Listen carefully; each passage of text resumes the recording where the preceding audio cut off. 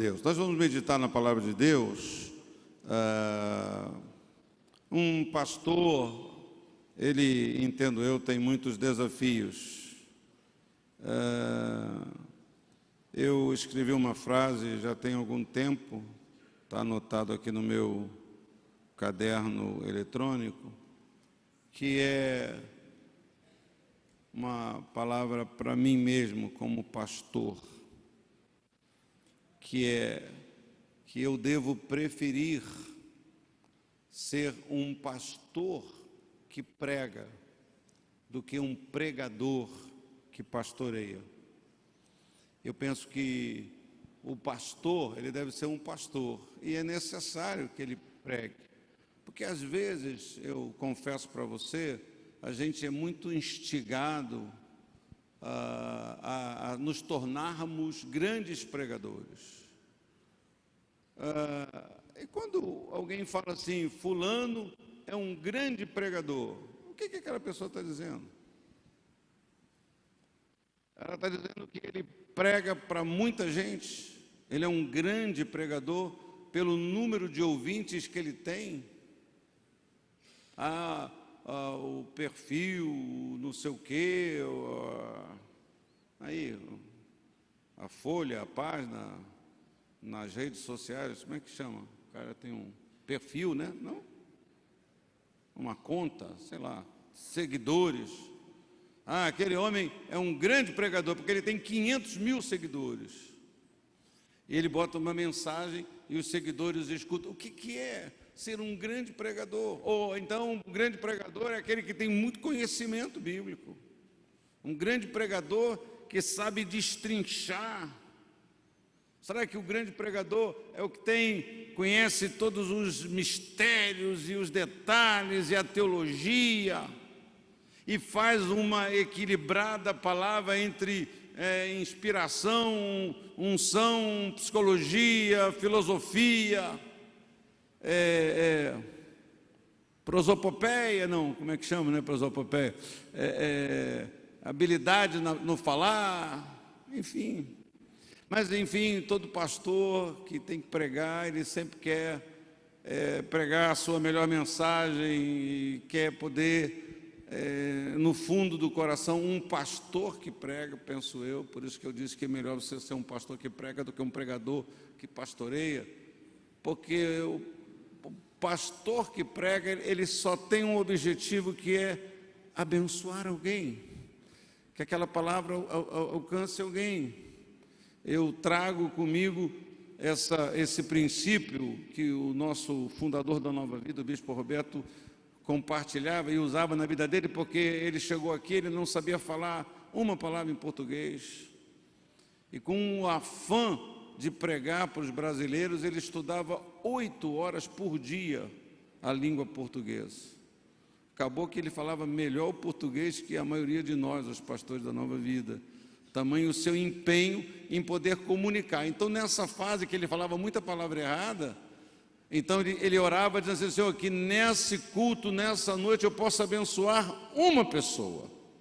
Então, o projeto, a oração dele não era para abençoar uma multidão, mas para pregar para uma pessoa, para abençoar uma pessoa, que uma pessoa naquele grupo pudesse ser alcançada, que ele tivesse condições de se expressar. Isso acabou que foi incorporado no coração, no sentimento de alguns pastores, dentre eles eu mesmo, que repetidamente subo no púlpito da igreja com esse pensamento: Senhor, me ajuda, me dá graça para abençoar pelo menos uma pessoa. Aí nós chegamos ao culto da virada, e culto da virada a gente busca tanta coisa, né? Porque tantas igrejas falam tanta coisa. Eu estava olhando os nossos convites, os convites que as igrejas postam. Eu particularmente não postei o meu convite, né? A nossa igreja aqui tem um perfil no Facebook, foi preparado lá um convite semelhante a essa culto da virada aqui, 2019. Eu só compartilhei lá na minha rede social, mas eu não escrevi e tal. Mas eu estava olhando: venha para o culto, vai ter uma palavra assim, vai ter uma palavra profética, a palavra para o ano, ano tal vai ser o ano assim. E a gente também fica assim, poxa, eu tenho que fazer alguma coisa, né? Eu tenho que achar, Deus precisa me dar uma palavra. E a gente às vezes se esquece que é melhor a gente ser simples. A gente vai se tornando uma sociedade tão sofisticada e a igreja vai se tornando tão sofisticada. Os irmãos, os cristãos, eles se acham tão sofisticados, passam a ser tão exigentes, né? E às vezes a gente se esquece do próprio ensinamento do mestre que disse: aprende de mim, que sou manso, que sou simples, que sou humilde de coração. Então, com o único desejo de abençoar pelo menos uma pessoa nessa noite, eu quero compartilhar uma palavra. Na verdade, Deus, nesse final do ano, novembro para cá, Deus colocou uma palavra no meu coração. E eu vou, no final desta palavra, eu vou ler esse texto e eu vou falar essa palavra.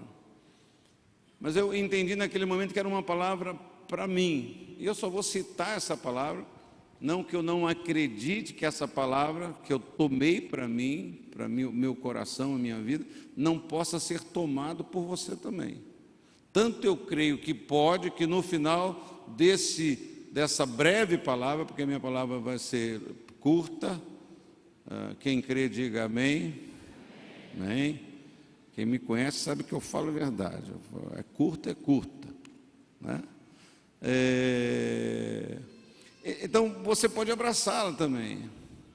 Mas eu quero lhe dizer algumas coisas aqui. Eu não vou dar um estudo, não vou fazer um tratado, não tenho uma mensagem rebuscada, muito ilustrativa. Eu vou quase que dissecar, simplesmente detalhar um texto que eu creio que é palavra de Deus para você, palavra de Deus para você, nessa noite aqui, você que veio a esse lugar. Está lá no livro do profeta Isaías, capítulo 43, 2 versículos, eu vou ler o versículo 18 e o versículo 19. É uma palavra simples, mas eu comecei a pensar muito nela e eu vi que ela é uma palavra bastante complexa, simples de entender, mas de grande dificuldade de praticar. E o caminho para praticar essa palavra é nós ficarmos com essa palavra, é nós crermos nesta palavra. Então diz assim, versículo 18: não vos lembreis das coisas passadas, nem considereis as coisas antigas. Eis que faço uma coisa nova, agora. Fala comigo, agora. Agora quando? Agora que essa palavra está sendo lida, agora que você está ouvindo ela, está saindo à luz.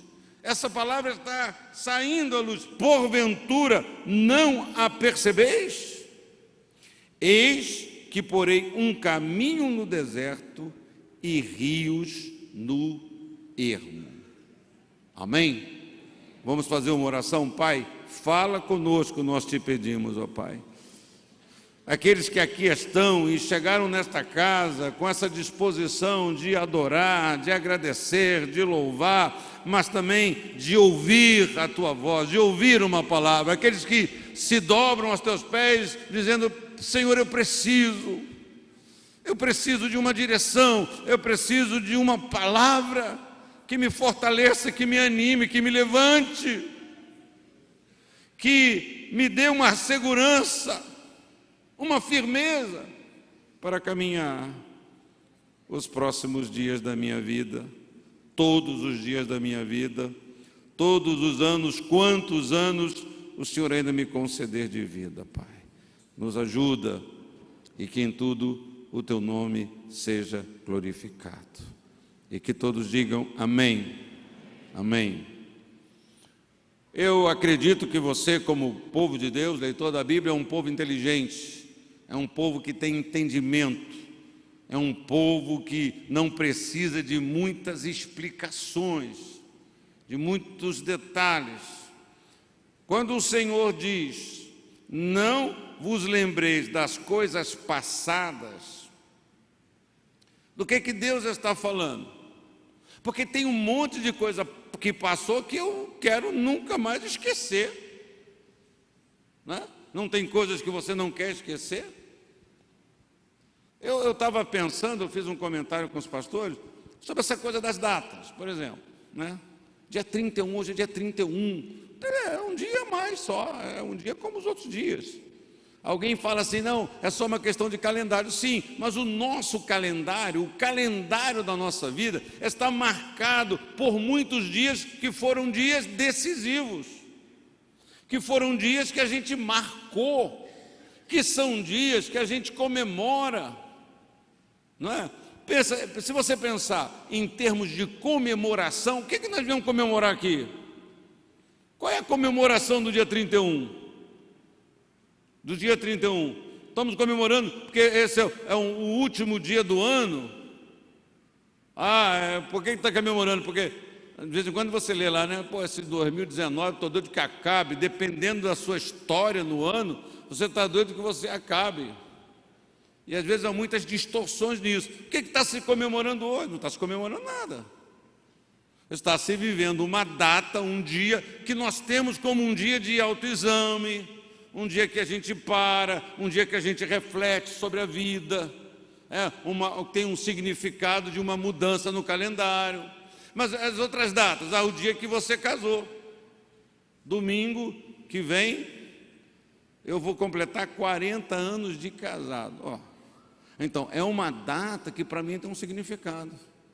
Até o dia 5 de janeiro de 1980, eu era um tipo de rapaz, né? Bonito sempre, mas em outros contextos.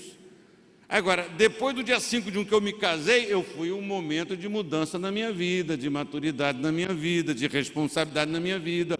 Agora, eu tinha muita consciência disso, eu não sou mais um rapaz sozinho, eu tenho que ter juízo na minha cabeça, eu tenho que arrumar minha vida, minha casa. Uma coisa é você passar dificuldade sozinho, outra coisa é você passar dificuldade com uma esposa. Então, eu não queria, eu tinha que outros cuidados eu passei a ter. Então são data que nasceu seu filho. Então o seu calendário é cheio de data, mas só você comemora. Às vezes o dia que nasceu seu filho é o dia que o outro perdeu o filho. Então você comemora uma coisa, o outro chora uma coisa. Então tem essa coisa da data. Então a dia 31, para mim, a gente deve aproveitar a passagem de um ano, a virada de uma data no calendário. Como a Bíblia diz que nós devemos aproveitar todas as viradas do calendário, todo dia. Agradeça a Deus o pão nosso, que todo dia você deve celebrar mais um dia de vida. Mas então nesse dia tem esse contexto. Então quando ele diz, não vos lembreis das coisas passadas, ele está se referindo à nossa capacidade, ouça, a nossa capacidade de acessar o nosso banco de dados, chamado de a memória. Não vos lembreis das coisas passadas. É uma ação.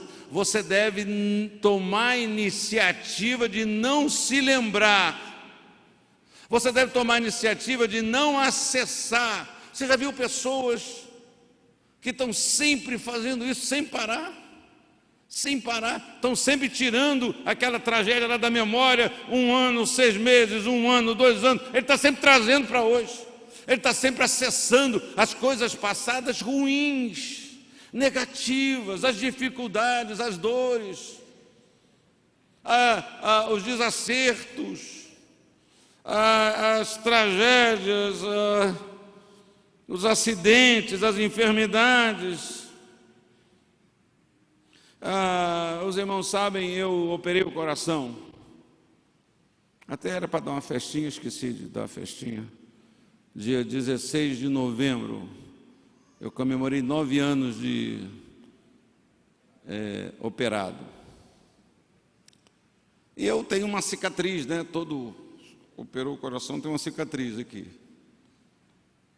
Aliás, quando eu operei, que eu vi a cicatriz, eu falei, gente, Parece aquela cicatriz de destrinchar porco, não? Uma cicatriz grande. A minha, ela deu um problema, que ela ficou uma cicatriz muito queloide. E você sabe aqui, tem uma parte aqui, tem uma ruga aqui, todo mundo, você também tem, que é onde a gente dobra, né? Abaixo do seio, abaixo do peito. Então, ali, ela é mais grossa. Então, depois que eu operei, de vez em quando eu faço assim. Ela trabalha. Ela está uma lacraia linda, uma bicha. Então, no início, toda vez que eu ia tomar banho, ia me secar, ia me arrumar diante do espelho, eu via aquela cicatriz. E vejo até hoje. E aí a cicatriz é assim, cara, eu operei o coração, eu passei por isso. Então a cicatriz você pode trazer à memória uma coisa ruim ou pode trazer à memória uma coisa boa. Você pode acessar aquele sentimento com um outro sentimento. Não que droga, né? O médico, depois de um tempo, falou se eu queria, até podia fazer uma plástica. Eu falei para ele, doutor, eu não vou posar sem roupa mais na minha vida. Eu já casei, não estou pensando em casar de novo, né? Deixa isso aí. Ela só me incomoda. Estava dizendo que no começo a Cátia está passando mal, está com dor no peito. Não, estou coçando a minha cicatriz, porque ela incomoda de vez em quando, né? Por exemplo, cinto de segurança do carro, no meu carro eu tenho que ter um grampinho que é para não ficar me apertando. O cinto de segurança muito apertado me incomoda, né? Enfim, então, as coisas que a gente passou, as cicatrizes, a gente não dá para esquecer, assim, não é que não dá para esquecer não é a ideia é não se lembrar dela. Quando a gente fala assim, não se lembra disso, é você que toma a iniciativa de não se lembrar. E você sabe que as pessoas que não têm a nossa fé, às vezes pensam nisso melhor do que a gente, fazem isso melhor que você. Eu não quero ficar pensando nisso, ela toma iniciativa por ela mesma. Talvez porque não tenha fé, não tem outro recurso para orar. A gente, às vezes, que tem recurso, nem ora. Continuamos lá nos torturando. Senhor, eu não consigo esquecer, Senhor, eu quero esquecer. Mas a palavra é de Deus para você. Então, primeiro ponto que você vai fazer em 2020 é não se lembrar das coisas passadas. Às vezes as pessoas querem nos fazer lembrar. Então, a gente ouve, às vezes, fala, tá bom, mas já passou. Não deixa aquilo voltar. As coisas que você não deve lembrar são essas. O que Deus está dizendo é as coisas dolorosas, as perdas, as enfermidades. Isto porque Deus fala isso. Deus fala isso porque você passou por essas coisas. As venceu, prova que você está aqui nesta noite e vai tomar a decisão de não se lembrar mais delas. Bom, mas eu não consegui, pastor. Elas não passaram ainda. Talvez você esteja no meio. A nossa irmã, a mancha diminuiu muito, os médicos estão acreditando no milagre, mas ainda não sumiu toda. Então, ela está crendo, e nós também estamos crendo, mas ela está ainda passando por isso. Está passando por essa situação, e ainda assim nós temos que tomar certas decisões. E aí o texto diz mais uma coisa, né? Que nós não devemos considerá-la, nem considereis as antigas. As passadas e as antigas são as mesmas coisas. Não considera. Como que é? Quando é que você sabe que você não está considerando as coisas passadas? O que a Bíblia está dizendo? Qual é o conselho para mim? Como é que eu vou entender isso? Como é que eu vou caminhar em 2020 sem considerar as coisas antigas, as coisas que não produziram, as coisas que não servem mais, as coisas que não só estão lá como uma cicatriz, uma marca, um peso, uma dificuldade? Eu creio que essa palavra, ela é em relação ao futuro. Não considereis em relação ao futuro. essas coisas passadas não considero em relação a 2020. Eu posso e eu não posso basear nestas coisas que para trás estão. Deixa eu ver se eu dou um exemplo para você. Tomar sempre as nossas decisões. Não, esse ano que passou, eu quebrei a cara, não funcionou, não deu certo. Então agora 2020 eu não vou fazer nada. 2020 eu não posso, porque em 2019 foi um fracasso. Foi um fracasso. Aí você ouve um testemunho, que nem você ouviu aqui, que comecei o ano dando aula, avulsa, agora eu tenho como é que é o nome do negócio? Um estúdio. Aí você ouve um testemunho assim, eu comecei esse ano com um estúdio, e agora eu estou dando aula debaixo do viaduto da Presidente Kennedy. Aí você está nesse coração, então olha para 220, não. Eu não posso porque eu não posso. É a experiência. O bispo Roberto dizia uma frase muito interessante sobre a experiência. A experiência, boa ou ruim, não ajuda. Nem a boa nem a ruim ajuda para você acreditar. A fé não depende de experiência boa ou ruim. Às vezes a experiência boa, ela te atrapalha porque você acha que ela foi boa, porque você foi esperto. E aí você vai na coragem, não na fé. Deixa comigo, deixa que eu sei, eu já fiz, eu sou bem sucedido. Aí dá tudo errado. E a experiência negativa, às vezes também não serve para nada. Por quê? Porque você fala assim, está vendo, não adianta, eu já fiz, já tentei, não deu certo, falhei. Para crer, quando a Bíblia fala para você crer, a Bíblia fala para que eu creia, ela não está se referindo às minhas experiências. De vez em quando eu cito esse texto, né? Busca, pois, o reino de Deus em primeiro lugar. Esse texto, essa ordem não tem idade. Não tem idade para essa palavra, não. Não, eu já estou, pastor, agora eu já, 70 anos de crente, 80 de idade, eu ajudei a procurar os restos da Arca de Noé, eu sou um sujeito. E aí Jesus fala para você assim, entendi, meu filho, conheço você, busca o reino em primeiro lugar. Tenha você 15 anos, tenha você 80 anos, olha, creia, tenha você quebrado a cara, ou seja, você é a pessoa de maior sucesso. Porque a experiência é importante, mas ela pode não contribuir muito para que eu creia. A experiência positiva e a experiência negativa, porque a fé não vem pela experiência, a fé vem pelo ouvir, e ouvir a palavra de Deus. Então, não considera, é no sentido que para você tomar uma decisão, você tem que buscar a Deus, crer a Deus. Como é que vai ser 2020?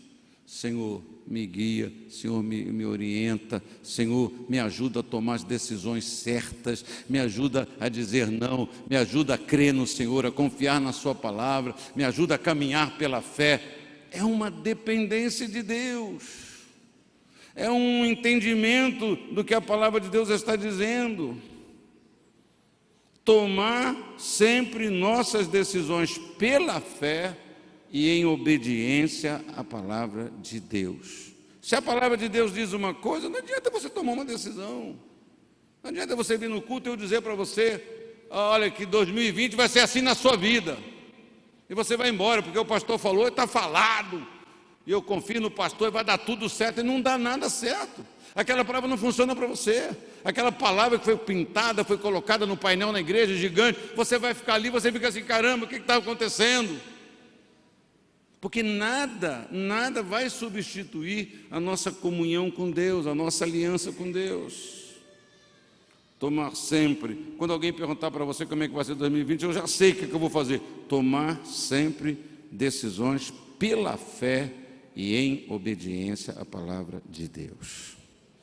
Talvez você pense o que eu pensei, e eu coloquei assim, mas pastor, isso é muito difícil, isso é muito difícil. Como é que eu vou conseguir fazer isso?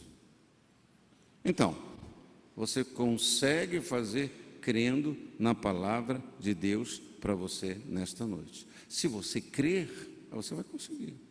Se você já começar a não crer, a passar passo. Não, essa palavra não é para mim. O pastor não sabe o que eu estou falando, não sabe como é que foi o meu ano. E aí Deus vem em cima disso e fala assim: eis que faço coisas novas.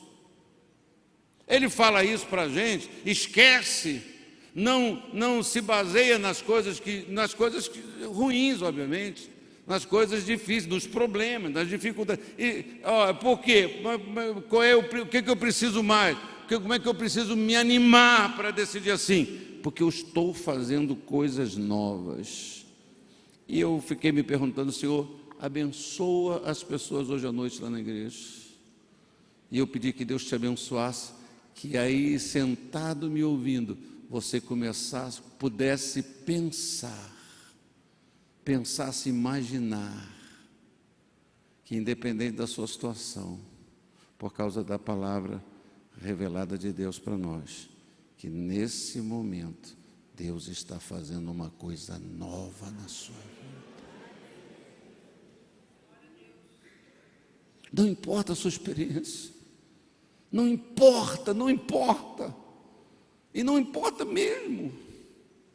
Não importa as coisas que você passou, não importa os fracassos que você viveu. Se você puder parar e pensar: Deus está fazendo coisas novas agora, na minha vida, nesse momento que eu estou assim. Como é que vai ser? Eu não sei. E agora está saindo à luz. Quer dizer o quê? Agora te será revelado. Sabe o que eu creio? Você vai sair daqui essa semana, esse mês, e vai ser revelado o que é essa coisa nova que Deus está preparando para você. Você vai ficar sabendo. Deus vai iluminar, Deus vai trazer luz, vai poder você fazer ver, vai fazer você ver, enxergar, vai ficar claro, vai ficar inteligível, vai ficar palatável, vai sentir o gosto, vai sentir o cheiro. Esse negócio de cheiro virou uma piada com o meu time, né? Cheirinho e tal. Mas cheiro é uma coisa importante, olfato é uma coisa importante, né? Você sabe que o cheiro já é um prenúncio mesmo, né? Então, tem coisa boa aí, né? Como é que é? Chega em casa, um cheiro gostoso aqui, vai ter uma comida boa. Pelo cheiro a gente anima, pelo cheiro a gente desanima, a gente é derrotado. Então, crendo nessa palavra, eis que faço coisas novas, agora está saindo à luz, louvado seja Deus. Se você não é imaginar, eu não posso imaginar. Você imaginou tudo que aconteceu com você? Eu não imaginei nada, não consegui imaginar nada. Não consegui imaginar tudo que eu já vivi. Eu sabia, não sabia de muita coisa. Algumas coisas eu esperava e elas aconteceram. Algumas coisas eu tinha expectativa. Sim, amém, que bênção. Deus confirmou. Mas a maioria das coisas que eu já vivi na minha vida, eu não imaginava. Não só as ruins, mas as coisas boas. As bênçãos de Deus que excedem, que são muito maiores do que a gente pode pensar. Se a gente é fiel, se a gente é submisso, se a gente anda com Deus, se a gente considera a palavra de Deus para nós. Exatamente agora, eu creio que você está ouvindo, crendo e recebendo esta palavra. Deus está dando à luz uma coisa nova na sua vida. Então, ao invés de tentar saber o que é, ao tentar querer adivinhar, que as pessoas têm essa fascinação, o que vai ser no 2020, o que vai acontecer, creia que se você enfrentar um deserto, Deus estará te guiando. Não é isso que ele diz aqui? Estou certo ou estou errado? Não é o que está aqui nessa palavra? Nesse versículo, né? Acaso você não percebe? Eis que porei um caminho no deserto. Então, se nós enfrentarmos desertos, e eu creio que a maioria de nós aqui já tem experiência de deserto na vida, deserto não é uma coisa incomum, deserto não é uma coisa rara na vida de ninguém que serve a Deus. Deus diz aqui que Ele porá um caminho. Quer dizer, mesmo quando essas coisas acontecerem na minha vida e na sua vida, né, ao invés de tentar saber, eu vou confiar que Deus vai me guiar no deserto. Eu gosto dessa outra analogia aqui. Se viveres um tempo de ermo, o que é um ermo? Né? Eu fiquei tão nervosa que eu fui lá no hospital, aí eu peguei o resultado do meu exame, eu fiquei tão desorientado que eu saí assim, a ermo, não sabia para onde é que eu estava, não sabia que eu estava indo. Não tem isso? Às vezes uma coisa na nossa vida nos dá um profundo senso de desorientação. Dá-nos um senso de estarmos completamente sem saber para onde ir. Não sabemos que rumo tomar. Não sabemos se dormimos, né? Eu não me lembrei de uma piada aqui que eu quis contar das 3 velhinhas conversando, né? Eu só me lembrei de uma que disse que estava conversando com as 3 amigas, ela botou o pijama e falou assim: eu estou ficando velho, porque eu botei o pijama e não sabia se eu estava de pijama para dormir ou se eu estava de pijama porque eu tinha levantado de dormir, né? Estão fazendo confusão, né? A outra contou lá um problema, eu sei que a terceira falou assim: pô, vocês estão muito gaga, vocês estão muito desorientados, Deus me livre. Aí bateu 3 vezes na madeira e falou assim: pô, fulano, atende lá a porta, que ela bateu na porta, Então, às vezes ele está assim, desorientado, não sabe se está de pijama para dormir ou para levantar. Às vezes a gente vive um momento em 2020, pode ser que isso aconteça com qualquer um de nós, a gente esteja meio que a ermo. Aí o Senhor diz aqui, o Senhor porá um rio. Ermo não tem placa. Tu gosta de placa? Tu gosta das placas de sinalização? Gosta? Eu gosto. Está no shopping, no 3º subsolo, já foi no 3º subsolo? Tudo lotado. Vê a placa da saída. Você vê a placa da saída, você já fica alegre, não é não? Eu fico. Saída, ali está a saída. E o melhor da placa da saída é o que é? Que você chega na saída mesmo, não é verdade? Se você seguir a placa, como é que faz falta placa? Para mim, para você, placa, muitas vezes é o conselho, é a voz, é a palavra, é a placa. Sim, placa do não. Essa é a direção de Deus. Aí Deus vai botar um rio no meio do ermo. Que provisão tremenda, que solução abundante, que coisa segura. Se viveres um tempo de ermo, sem placa, sem direção, sem norte, o Senhor porá um rio. Rio, para mim, significa 2 coisas. Rio significa caminho e rio significa provisão. Caminho e provisão. Nesse período, se você viver, se você olhar para as coisas novas, se você não tomar as suas decisões pelas coisas passadas, você vai ter um rio do Senhor na sua vida, e você vai saber como que você faz, como que você vai, como que você movimenta, como você anda, e lá nesse rio tem o peixe, tem a provisão, tem tudo o que você precisa para chegar aonde Deus quer que você chegue. Amém, meu irmão? O Senhor é o caminho. O Senhor, Ele é o rio. Amém? Eu queria que você abraçasse essa palavra no seu coração. Você guardasse essa palavra no seu coração. Que você tomasse isso para você. Que você creia. Se Deus diz para você, não te lembra, trata de não se lembrar. Trata de fazer isso. Trata de você agir dessa forma. Você não pode fazer isso por mim, eu não posso fazer isso por você. Está na área das coisas que só você pode fazer por você. Às vezes até as pessoas não querem deixar você esquecer. Apesar destas pessoas decida que você vai esquecer as coisas velhas, que você vai deixar elas para trás. Não puxe. Você não vai perder a memória, elas não serão apagadas, mas você não vai ficar se reportando a essas coisas. Eu vou tomar uma decisão, eu vou olhar para a palavra de Deus. E eu vou terminar, eu acho que vou ter que falar um pouquinho sobre Zacarias capítulo 9, versículo 12. Quando Deus diz assim: restituirei, restaurarei, em todas as versões tem a mesma palavra escrita de restaurarei, restituir, é a mesma palavra, é o mesmo sentido, melhor dizendo, restituirei tudo em dobro para vocês. E eu estou com isso no meu coração. Restituirei tudo em dobro para você. E na minha santa humanidade e curiosidade, a pergunta é: tudo o quê? E eu fiquei pensando algumas coisas sobre isso.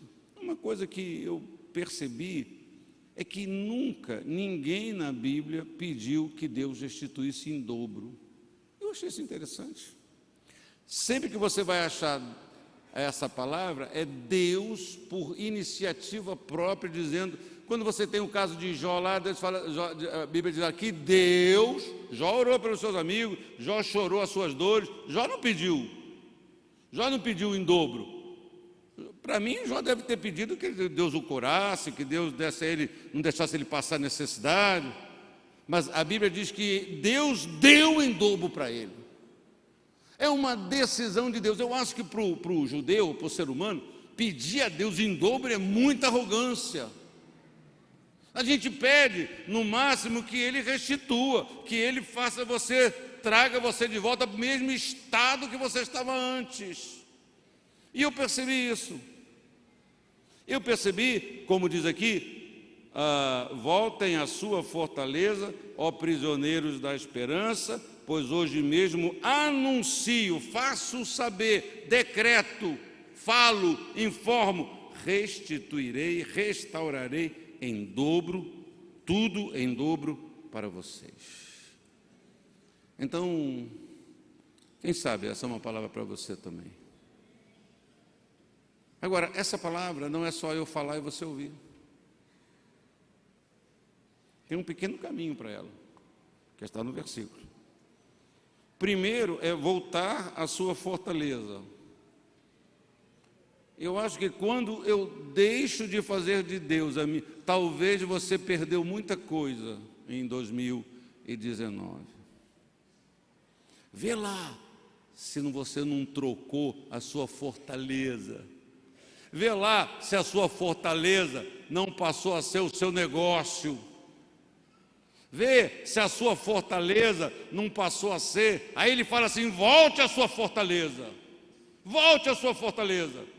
O Senhor é a fortaleza do seu povo. Porque se o Senhor não for a sua fortaleza, você não tem fortaleza nenhuma. Porque o dinheiro, a traça corrói, a fama é passageira, tudo não dá, não chega, não é suficiente. Então ele diz aqui: volte à sua fortaleza. Você quer ver? Você quer ouvir isso de Deus? Eu vou restituir em dobro. Então Deus tem que ser a sua fortaleza. Repito, essa não é uma palavra aí que é lançada e todo mundo, poxa, o pastor profetizou que Deus vai restituir em dobro e eu ainda fiquei pior em 2020. Não, você precisa voltar à fortaleza. Você precisa, não pode abrir mão, não pode se afastar da sua esperança, diz o texto. Ó prisioneiro da esperança. Pensa nessa palavra. De que você é prisioneiro? Você é prisioneiro de quê? Qual a virtude que você é prisioneiro? É uma palavra forte. Prisioneiro, não tem como fugir, não tem como escapar, não tem como trocar aquilo. Que a gente está preso? Sabe que a gente está preso mesmo? A nossa esperança, a nossa crença, a nossa fé. Pense. Senhor, me dá tudo em dobro. Ah, que bom será, que bom seria que Deus me desse em dobro. Mas você está preso à esperança, ou você está querendo isso, já está totalmente desesperançado? Pense. Pois hoje mesmo anuncio,